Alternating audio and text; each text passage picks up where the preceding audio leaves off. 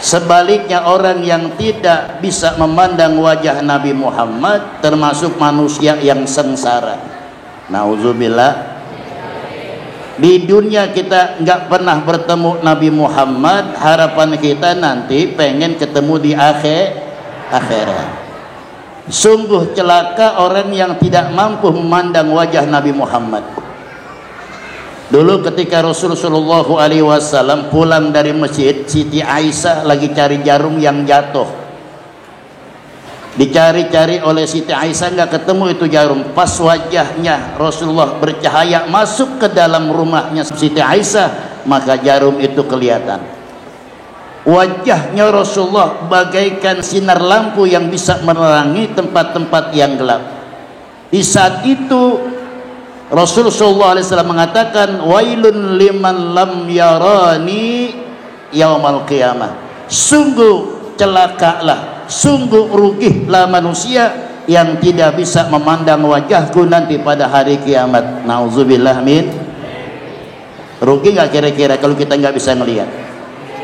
Jangankan syafaat, ngelihat aja nggak bisa, kan termasuk rugi. Ini yang kata Nabi, wailun, celakalah manusia. Celaka manusia yang tidak bisa memandang wajahku. Siapa itu orang yang tidak bisa memandang wajahku? Kata Rasulullah SAW dalam sebuah ungkapan hadisnya, la yara wajhi salasata anfas.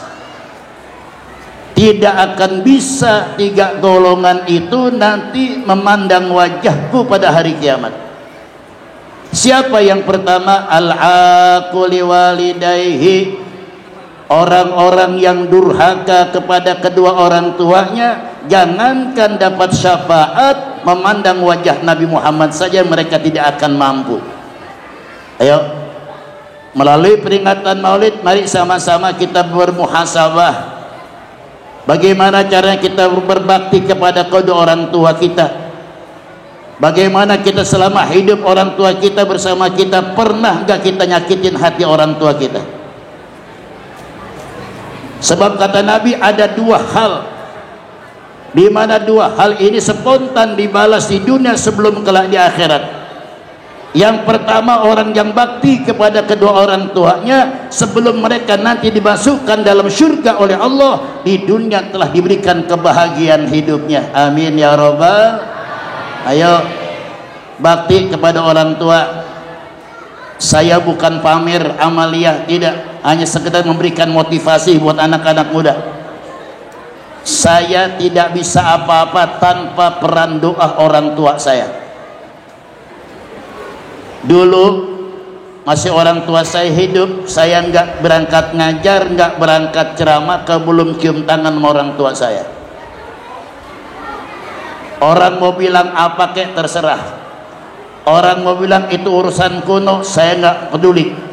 Kenapa? Sebab ridhonya Allah dititipkan lewat tangan kedua orang tua kita. Logikanya, orang yang mengambil ridhonya orang tua, insya Allah Allah menjadi ridho kepada kita. Kalau Allah ridho kepada kita, apapun apa yang kita minta gampang udah. Betul nggak? Gampang. Makanya ini secara singkat saya terangin, orang tua ada tiga. Pertama, orang tua yang melahirkan kita. Yang kedua, orang tua yang mengajarkan ilmu kepada kita. Yang ketiga, orang tua yang menikahkan anaknya kepada kita. Itu semua orang tua. Orang yang bakti sama orang tua kandung, insya Allah hidupnya bahagia. Sebaliknya, orang yang durhaka kepada kedua orang tua kandung, maka mereka hidupnya sengsara. Nauzubillah min. Boleh mau cari guru yang bisa terbang, boleh mencari dukun yang manjur. Kalau orang durhaka sama orang tuanya, nggak mungkin hidupnya diberikan kebahagiaan oleh Allah.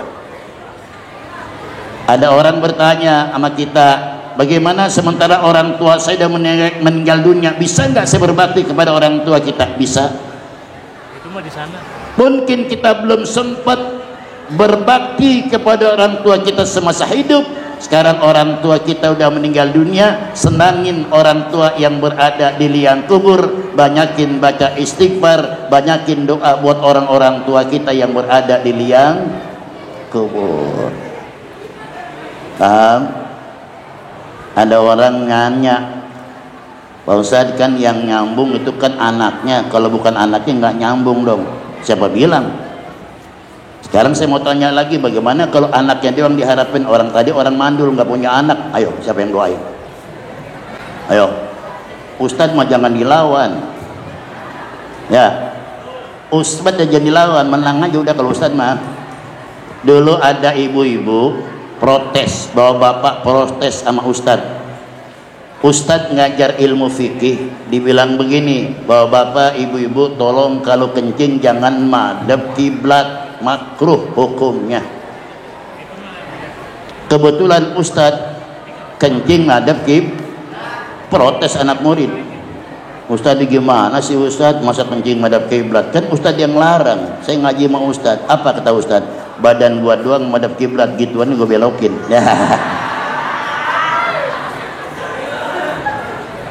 Jadi Ustadz mah jangan dilawan, ada aja bahannya ya. Jadi kalau makan ada orang yang berpendapat, orang yang sampai doanya hanya anak kandung saja. Sekarang saya mau tanya, bagaimana kalau orang tadi mandul nggak punya anak? Ayo, siapa yang doain? Paham? Makanya Rasulullah katakan awaladin salih. Anak yang soleh itu bukan anak kandung melulu, boleh saja anak tetangga, boleh anak keponakan. Kita didik itu anak menjadi anak yang baik, dia ingat jasa sama kita, doain kita ketika kita meninggal dunia, insya Allah hakul yakin sampai doanya. Amin ya rabbal. Bapak ibu malam ini duduk di tempat yang baik, kita baca selawat, kita baca ratib, kita baca apa lagi tadi, Yasin ya. Orang tua kita udah meninggal dunia, dia senang tuh mendapatkan kiriman pahala dari anaknya. Sebab kata Nabi, inna a'malakum tu'radu ala abaikum wa aqribaikum wa in wajadu khairan istabsharu bih wa in wajadu ghaira dzalik Allahumma la tumithum hatta tahdiyahum kama hadaitana. Allah tampakkan amal-amal atau perbuatan-perbuatan kita di tengah kehidupan orang tua kita yang berada dalam kubur. Di tengah kehidupan. Kenapa saya bilang di tengah kehidupan? Orang yang mati Bapak Ibu hakikatnya masih hidup. Percaya nggak? Orang yang mati hakikatnya masih hidup. Yang hancur jasadnya doang, ruhnya masih ada, masih hidup. Ruhnya masih hidup. Kapan ruhnya mati? Nanti ketika hari kiamat telah terjadi, nanti Allah berdiri dengan zat perkasanya, limanil mulkul yaum, pada hari ini siapa yang ngaku raja? Semua, kullu nafsin dha'iqatul, matinya nanti bareng kita semua pada hari kiamat. Sekarang ruhnya tetap masih hidup. Makanya kenapa orang yang hidup kadang suka bermimpi dengan orang yang mati, bertemu kepada orang yang mati, berarti hakikatnya ruhnya masih hidup. Hebatnya Bu Pak, yang lain manusia itu makhluk sosial. Yang mati bisa nolongin orang yang hidup. Percaya nggak? Percaya nggak Bu? Yang mati bisa nolongin orang yang hidup. Percaya nggak? Bingung? Bingung? Jangan bingung, itu orang setiap hari kerjaannya tukang gali kuburan. Kalau nggak ada yang mati nggak dapat duit dia. Paham? Itu orang setiap hari dagangnya dia daun kapan, kain kapan doang. Kalau nggak ada yang mati, itu artinya yang mati memberikan manfaat kepada yang hidup. Dah, singkat. Jadi orang tua yang pertama adalah orang tua yang melahirkan kita. Yang kedua, orang tua yang ngajarin kita, guru. Bikin senang hati guru, bikin gembira hati guru. Jangan sampai guru sakit hati sama kita. Apa efeknya? kalau guru sakit hati sama anak muridnya, maka ilmu-ilmu yang dipelajari tidak akan barokah dan tidak akan manfaat. Nauzubillah min. Boleh ilmu orang tadi banyak tapi nggak ada manfaat. Boleh orang itu pinter tapi nggak bakal bisa orang mempergunakan ilmu yang mereka miliki. Nggak ada. Nggak ada ceritanya orang yang durhaka sama guru ilmunya manfaat, nggak ada. Yang ketiga, mertua, orang tua. Hati-hati sama mertua. Jangan sakitin hati orang tua dan mertua. Kalau kita sakitin hati mertua, nggak mungkin kita dapat warisan. Dapat warisan. Paham? Ada orang ya kalau ada Pak Ustadz warisannya, kalau kagak. Ibu kalau ngomong warisan duit sih. Ya. Ya Bu.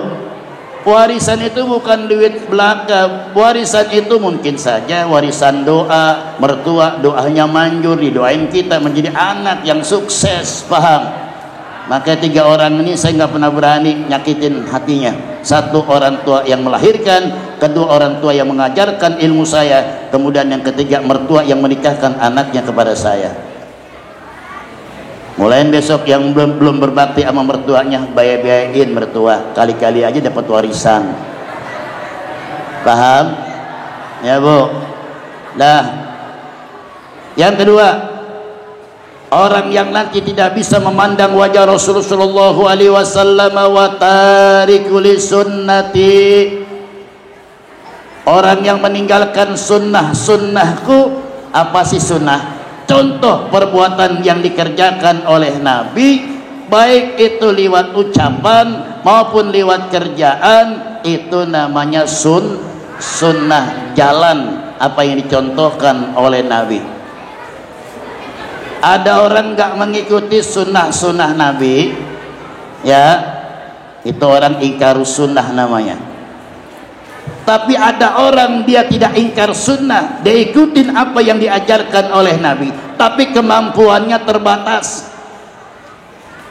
Dia nggak mampu ngikutin apa yang dikerjakan Nabi secara baik, secara maksimal. Itu orang masih diakui umat Nabi Muhammad. Amin. Makanya dalam ceramah saya pernah saya sampaikan, tidak semua yang dicontohkan Nabi kita harus ngikutin. Ya, awas jangan salah paham nih. Tidak semua yang dicontohkan oleh Nabi kita harus ngikutin. Nggak bakal mampu kita ngikutin Nabi ibadahnya. Nabi sholatnya nggak banyak, cuma 2 rakaat, kakinya sampai bengkak. Ada orang sini yang kakinya bengkak sholat. Ada bengkak cantengan. Kalau nggak biri-biri. Bukan apa? Bukan salat. Ini satu contoh yang dicontohkan dan dikerjakan oleh Nabi. Tidak harus kita ngikutin semua. Kenapa? Sebab kita nggak mampu. Dengan catatan kita tidak ingkar sunnah Nabi, tidak mengingkari apa yang dikerjakan oleh Nabi. Sehingga Allah tuh kasih doa buat kita, Rabbana wala tuhammilna ma la taqata lana bih waghfir war anta maulana. Tuh ya, itu doa menunjukkan ketidakmampuan kita terhadap apa yang dicontohkan oleh Nabi Muhammad. Ya Allah, jangan kau bebani buat kami hal-hal yang kami tidak mampu untuk melaksanakannya. Ya Allah, karena itu ampunkanlah segala dosa-dosa kami, maafkan kami semua ya Allah, dan berikanlah pertolongan buat kami daripada kejahatan-kejahatan orang-orang kafir. Doa yang diajarkan oleh Allah sebagaimana sebagai solusi buat kita selaku umat Nabi Muhammad yang tidak mampu mencontohkan apa yang telah dikerjakan oleh Nabi Muhammad. Dulu ada cerita Pak, ketika Allah memberikan kabar kepada Nabi Muhammad, ada orang yang bernama Sam'un. Sam'un itu ibadahnya pagi, sore, siang dan malam selama 84 tahun nggak pernah berhenti. Bahkan Sam'un itu diberikan kekuatan oleh Allah perang di medan perang tanpa ada bala tentara, saking diberikan kekuatan oleh Allah. Nabi sedih, Nabi bingung, ya Allah, kalau Sam'un kau berikan kekuatan tidak pernah berhenti ibadah selama 84 tahun, sementara umur umatku ya Allah pendek-pendek. Umur umat Nabi Muhammad antara 60 sampai 70 tahun. Sekarang sudah banyak orang yang mati umurnya masih muda, betul? Teman saya kemarin belum lama meninggal dunia, umurnya di atas 50 dikit meninggal. Ustadz Bukhari Muslim, Ustadz Bukhari ya 40 tahun meninggal. Ustadz Arifin Ilham belum sampai 50 tahun meninggal. Berarti umur umat Nabi Muhammad pendek. Makanya Bapak jangan kaget, jangan heran kalau ada orang mati mendadak. Tadi subuh masih ngobrol sama gua, Johor mati. Jangan heran, yang kita heran subuh mati, Johor ngobrol. Ini umur umat Nabi Muhammad pendek. Tapi di saat Nabi Muhammad bilang, ya Allah, bagaimana mungkin umur umatku yang pendek, fisiknya lemah, bisa menandingi orang ibadah yang namanya Sam'un? Apa jawabnya Allah? Kau tidak usah khawatir wahai kekasihku Muhammad, setiap datangnya bulan suci Ramadan aku berikan hadiah Lailatul. Siapa orang yang mendapatkan satu malam Lailatul Qadar di bulan puasa, sama halnya ibadah orang selama 83 tahun lebih. Umat dahulu boleh ibadah 80 tahun lebih, sementara umat Nabi Muhammad cuma semalam sama nandingin. Inilah kualitas amal ibadah yang dilakukan oleh umat Muhammad sallallahu alaihi wasallam. Alhamdulillah, kerja dikit gaji banyak, ibadah dikit pahala banyak. Kenapa? Kok enggak? Gue curiga aja. Suruh berhenti. Oh enggak. Terus aja jangan nih. Saya kalau makan protokol naik berarti aba-aba, jangan lama-lama Pak Ustadz gitu. Nah, lanjut ya. Yang kedua tuh. Jadi orang yang ingkar sunnah pada hari kiamat mereka tidak akan mendapatkan syafaat Nabi Muhammad. Tadi saya contohkan, tidak semua yang dicontohkan oleh Nabi kita harus ngikutin. Kenapa? Tidak mampu. Pak, nyaut kenapa Pak? Saya, Bu, jujur, saya ceramah lebih senang depan bapak-bapak daripada depan ibu-ibu. Jujur saya ngomong. Kenapa? Kalau ibu-ibu nggak diajak ngomong dewek. Paham? Kalau bapak-bapak biar nggak diajak ngomong tenang. Kenapa? Pada tidur sebut. Pak, yuk sekarang kita berbicara apa yang dikerjakan oleh Nabi. Saya mau tanya, Nabi istrinya berapa Pak?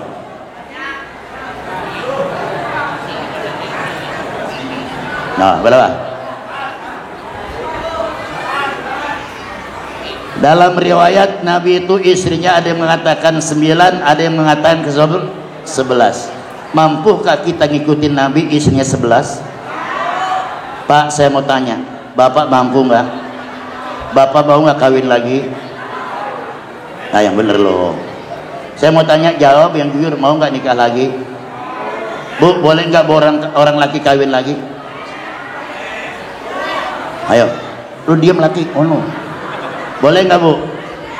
Nggak boleh. Ibu dosa melarang perintah Allah. Saya mau tanya sekali lagi, boleh nggak orang laki kawin lagi? Yang bilang boleh berarti janda. Yang kagak boleh berarti masih setia. Bu, saya nggak memancing keributan. Apa yang dicontohkan oleh Nabi tidak semua harus kita ikuti. Paham? Kenapa? Di luar kemampuan kita.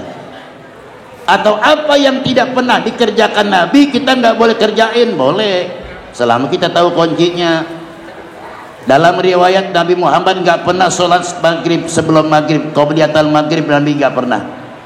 Tapi umatnya banyak nggak yang ngerjain sholat sebelum maghrib? Banyak nggak? Berarti boleh. Kenapa? Sebab Nabi di saat itu tidak nyuruh, tidak ngelarang. Menurut ulama muhaddis namanya hadis takriri. Ada ketetapan, Nabi nggak nyuruh, Nabi nggak larang. Semakin hari semakin banyak para sahabat kerjakan sholat sunnah sebelum maghrib. Akhirnya ucapan Nabi keluar juga, sallu qablal maghribi liman sya'a. Berarti apa yang tidak dikerjakan oleh Nabi boleh nggak kita kerjain? Boleh. Ketika Rasulullah sedang sholat berjamaah, ada salah satu sahabat ketika baca dari ruku beda dengan baca yang dicontohkan oleh Nabi. Kalau Nabi salat ruku langsung sami Allahu liman Rabbana walakal hamdu mil'us samawati wa mil'ul ardi wa bil amal syi'ta min syai'in. Tapi ada salah satu sahabat bacanya beda sama Nabi. Rabbana walakal hamdu hamdan katsiran thayyiban mubarakan fih kama apa? Nih saya lupa nih. Ya. Rabbana walakal hamdan katsiran thayyiban mubarakan fih kama yuhibbu rabbuna wa yarda. Kurang lebihnya begitu. Ketika Nabi bertanya siapa yang baca doa tadi? Saya Rasulullah. Rasulullah nggak ngomelin sahabatnya. Apa kata Rasulullah? Aku melihat 30 lebih malaikat berebut untuk mencatat pahala yang kau baca tadi. Nabi nggak baca, tapi Nabi nggak marah. Umatnya marah. Umatnya marah. Apa yang nggak dikerjain oleh Nabi jangan dikerjain. Itu neraka namanya. Kalau lu ngebul, kok diisi mas? Jarang emang jauh kak diisi. Paham? Iya, lihat-lihat dulu supaya kita apa? Tidak timbul kita persempit syariat Islam dengan ucapan dikit-dikit bid'ah, dikit-dikit bid'ah. Rusak jadi kita apa? Susah jadinya.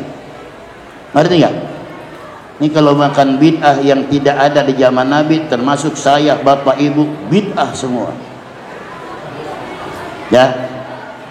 Nabi wajahnya ganteng, ente? Mak, Nabi wajahnya ganteng, ente? Ya udah gitu aja dah.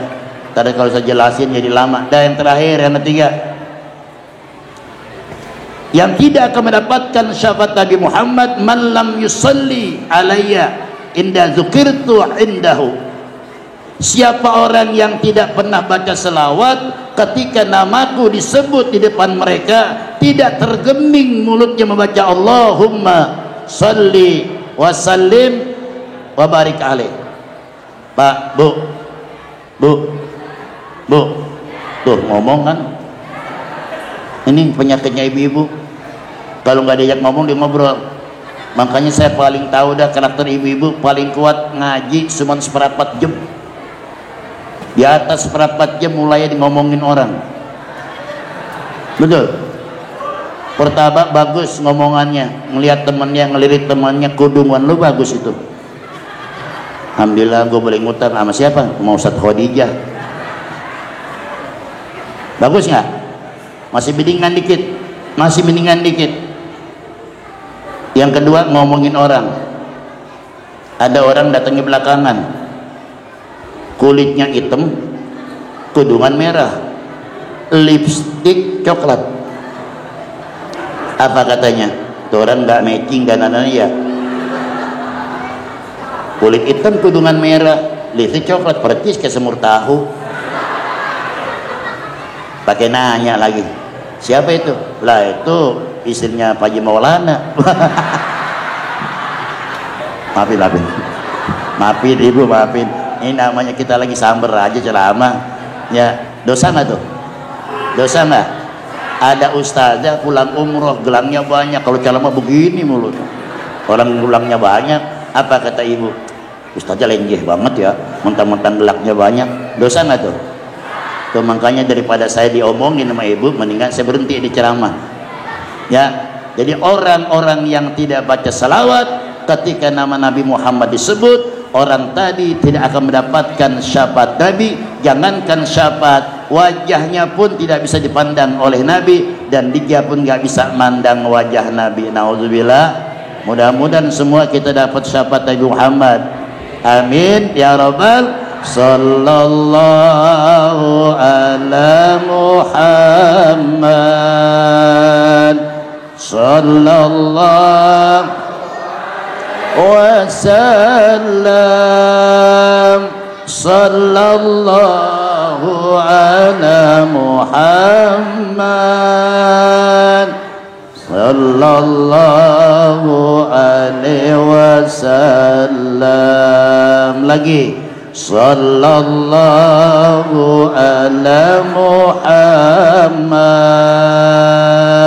sallallahu wasallam, sallallahu ala Muhammad, sallallahu alaihi wasallam. Mudah-mudahan apa yang kami sampaikan bermanfaat. Ringkasannya, 3 golongan yang tidak bisa memandang wajah Nabi Muhammad. Yang pertama, orang yang durhaka sama orang tuanya. Yang kedua, tidak mengikuti contoh yang dicontohkan oleh Nabi atau ingkar sunnah. Yang ketiga, orang yang tidak pernah baca salawat ketika nama Nabi Muhammad disebut. Al jannatu wa na'imuha sa'dun liman yusalli wa yusallim wa yubarik alaih. Surga dan nikmatnya surga Allah siapkan buat orang yang banyak baca salawat kepada Rasulullah sallallahu alaihi wasallam. Assalamualaikum warahmatullahi wabarakatuh.